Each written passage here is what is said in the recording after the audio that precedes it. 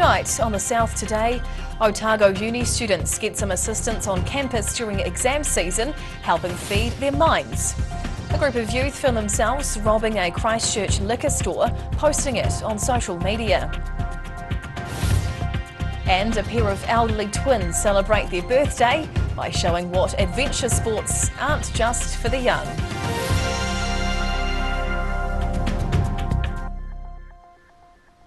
Kia ora, good evening, I'm Hannah Wilkins. Otago University students are being offered a range of quality kai on campus to help them get through exam season. Staffed by experts from the Department of Human Nutrition, the food trucks aim to feed growing minds. Providing good nutritious kai over a particularly stressful period. End-of-year exam season is upon tertiary students who are busy cramming. But that means it's often difficult making time to prepare meals while studying. This food truck has been set up on Otago University's campus for a limited time. Helen Spears from the Department of Human Nutrition says the goal is to fill empty tummies and help fuel studying brains. Every minute is valuable to a studying student. So our mission here really is to see what we can do with this food environment so that our students are fueled appropriately with some pretty much nutritious food. The trailer is providing meals as part of a trial aimed at making sure students are still eating properly during the stressful time of the year. Meals on offer include Mexican bowls, curries, falafel flatbreads, burgers, quesadillas, bao buns and a range of sweets for dessert. And Spears says they're aiming to cater for a wide range of dietary requirements. We usually have a vegetarian meal as well as a meat-containing meal. The trailer's parked outside the University Union, with more than 60 meals a day being sold over the past 2 weeks. Organisers have surveyed students as part of the trial. They'll be using that information to decide whether there's a need to expand the service in the coming weeks. In Dunedin, the South Today. A brazen group of youths in Christchurch have filmed themselves kicking in the front door of a suburban liquor store. Footage posted to social media platform TikTok shows 3 people, believed to be youths, smashing and kicking in the front doors of a liquor store in the suburb of Hornby. The efforts forced the doors to give way, with the video then cutting to a shot of liquor bottles in the boot of a car. The vision also shows a car doing burnouts in the street before cutting back to the liquor, presumably stolen during the shop raid. It's a clip which has been shared by another social media user with the caption "Lazy Ones GNG." Local crime has been on the rise in Christchurch, with a number of dairies and retail shops targeted in the past year.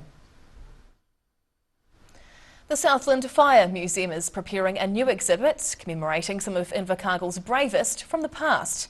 An old memorial stone for local firefighters who fought in World War I has been restored more than 100 years after it was made. Taking in the rich history of the Invercargill Fire Department. The Southland Fire Museum has had this Fire Brigade memorial stone restored. It was originally unveiled in the early 1900s. The World War I fighter's stone will now be mounted on a wall at the museum, allowing their names to be seen by the public and remembered by everyone. It's something that we can show that this is what the museum is all about. It's not sticking a piece of something up on the wall and saying here's a few photos, here's a few names. It's recording the people. He says most of the men returned home after the war, with a majority continuing on with the fire brigade. Some of the families have been contacted about the unveiling. Many are still locals involved with the fire service, making the event even more special. Yeah, I'm getting very excited actually.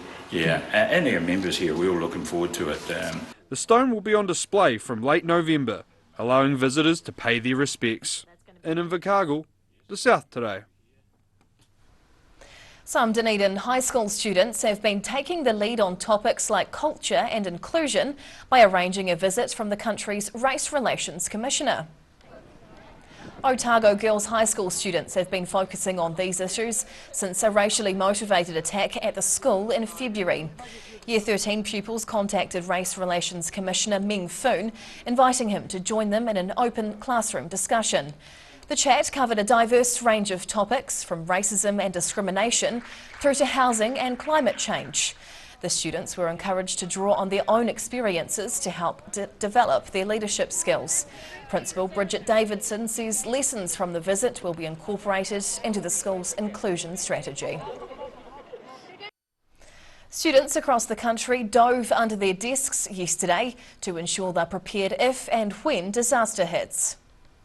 These Abbotsford school pupils curled up underneath the tables, making sure their bodies were well protected. The activity was part of a worldwide earthquake shakeout drill and tsunami hikoi, which focuses on giving people the skills to deal with an emergency.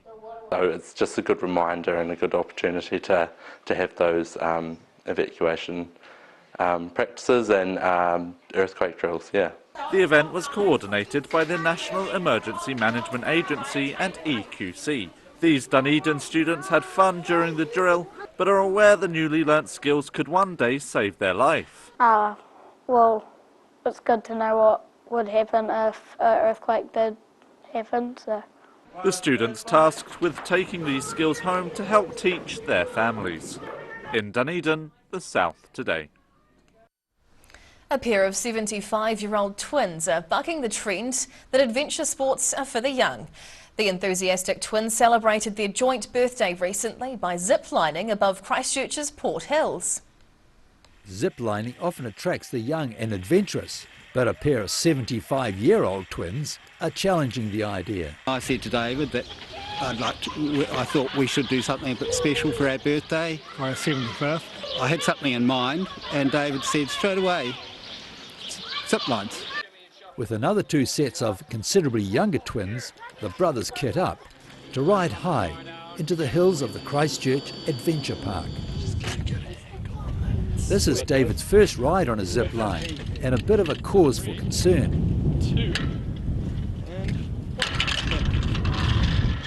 From here on, it's all downhill. A heart-pumping 3 k's ride to the bottom. As expected, the twins compete for the lead. This last one here is 1.1 kilometres long, and apparently we get up to 100 k's an hour in our harnesses. Do we have harnesses? I thought we just hung on. The Christchurch Adventure Park zipline circuit is the longest set in New Zealand and takes about 2.5 hours to complete. And with its dual lines, zipping together made the brothers' experience that much better. It was great fun. Thoroughly recommend it. It was great. It's fantastic. It's not every year the twins get to hang out for their birthday. In Christchurch, the South Today. FI Yakane still to come on the South Today. Cromwell kids entertain locals with song and dance. And forget books, Dunedin dogs now have their own special stick library.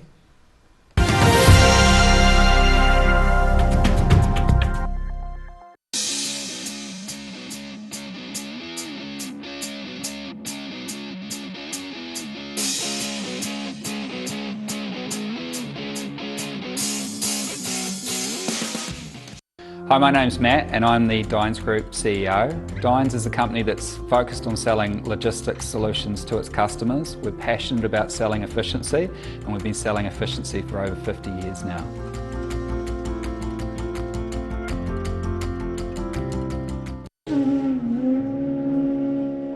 Every day the team at Gillian supports grieving families at their time of need. From answering your questions to organising a farewell that reflects the wishes of your loved one. We can help. Call Gillian's today.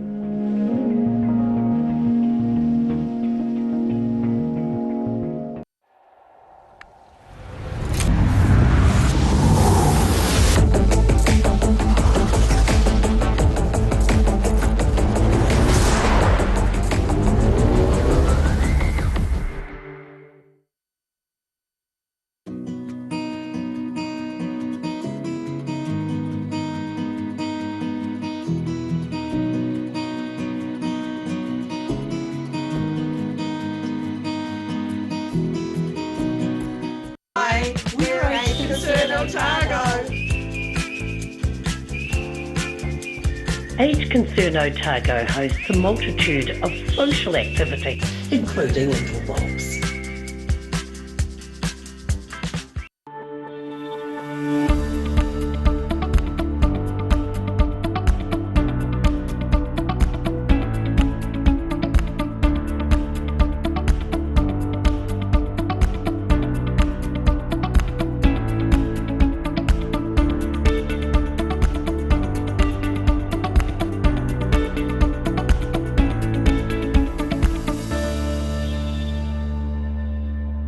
It's My Mate John's Halloween sale. He's slashed a whopping 25 to 75% off everything. There's over 5,000 items at half price. Halloween sale. And My Mate John.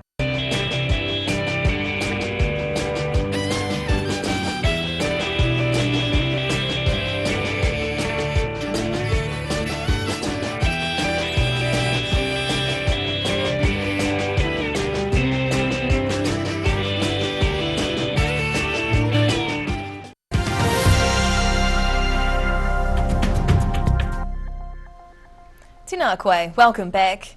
Cromwell preschoolers through to teenagers have come together for a night filled with waiata. The performers and their families packed into the Cromwell College gym this week for the Kahui Ako Kapahaka night. The performers lined up in their piu-piu and tāniko, ready to entertain the audience.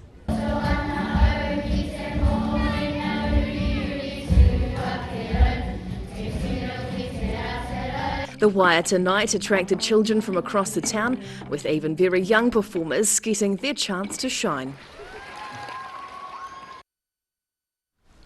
A Dunedin couple have made a canine-friendly addition to their Lilliput library book. Book library? Yes, book library. They've installed a mini dog library now, which offers some appropriate treasures for their furry friends. Man's best friend sniffing out his next treat from this new treasure trove of sticks. Swapna and John Haddo decided to create a dog library in their Dunedin suburb of Roslyn, inspired after seeing a similar one on social media. Their dog Archie already had a hoard of sticks, making the decision to put in the dog library a walk in the park. We've sort of accumulated quite a few, which was another reason why we thought we'd have the dog library, in that perhaps we could give them back to the world. John says the new library has been popular with the local canines, but they aren't the only ones getting enjoyment out of it. Yeah, and I really do get a bit of a kick out of watching dogs coming over and taking an actual stick out of the box. Yeah. Or toddling off with it. It's located under the Lilliput Library in Roslyn, and while persuading these four-legged borrowers to return their items may prove difficult, they're hoping dog owners will assist with the take a stick, leave a stick plan. In Dunedin, the South Today. And now recapping tonight's top stories on the South Today. A special food truck parked up at Otago Uni offers students nutritious meals during exam season. 3 youths robbed a Christchurch liquor store, kicking in the front door, then posting the raid on social media. And veteran twins Paul and David Waring celebrated their 75th birthday by riding down a Port Hill zip line.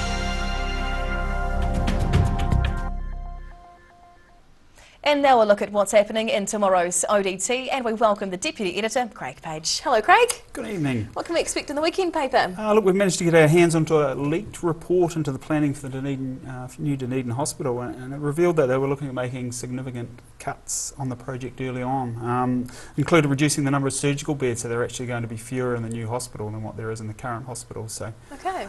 Bit of pressure's gone on to them, obviously, so they backtrack on a lot of that, but it does show that we need to keep the pressure on the government to make sure we get what we are promised. Otherwise, as budgets rise, they'll be cutting. So, some possible changes ahead in local body elections in the wake of what was considered a pretty poor turnout this time around.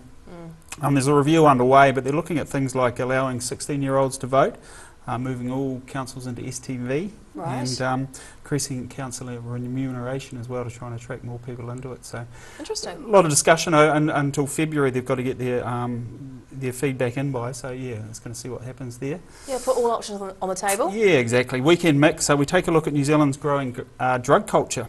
Look at why people are turning to drugs, and I guess how they're going to police those sorts of things as well.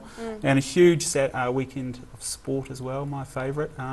Big day tomorrow with the Rugby League as well, New Zealand, Ireland, and of course the All Blacks and the Women's Rugby quarter-final against Wales as well. Right. To finish off with the Black Caps as well, playing in the Cricket World Cup 2020, so I won't be going far tomorrow. But fantastic. We've got a bit of rain on the way, so that's your perfect, excuse. Perfect. Thank you, Craig. Thank you. And time now for a look at the weather. The South Today weather, proudly brought to you by MoleMap, the skin cancer detection specialists. Looking at the situation, It's looking like warm but unsettled weather with rain and northerlies this weekend. Heading to the top of the South Island, well, wet with northerlies through here this weekend. Nelson heads for 20, 19 in Greymouth, and Christchurch can expect a humid 24 degrees. Travelling to South Canterbury and North Otago now.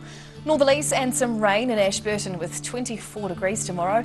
Similar in Timaru and Iwamaru with highs of 23. Westwards now to the Central Lakes. Northerlies and showers make their way through here as well tomorrow. Whanaka, Queenstown and Alexandra all heading for 21 degrees. Heading further south, wet and windy with 20 degrees in both Balclutha and Gore tomorrow, while the Catlins might get a bit of rain and light winds too, heading for 19. Now down to the deep south. Well, rain tonight in Invercargill down to 14. Cloudy on Saturday with showers and warm winds, the high 20 degrees. Into Sunday, a dry start to the day, but late showers will change that as the winds pick up and the mercury heads for 21 degrees. And lastly, heading to Dunedin. Rain and gusty winds tonight, down to 14 as the low. A great weekend to be in the garden as it's warm and wet both days in town, highs of 23 or 22 degrees. And that's the news this Friday. For the latest news and videos from the southern region, head online to odt.co.nz. And you can follow Channel 39 on YouTube to catch our news bulletins on demand. We'll see you next week. Mā te wā.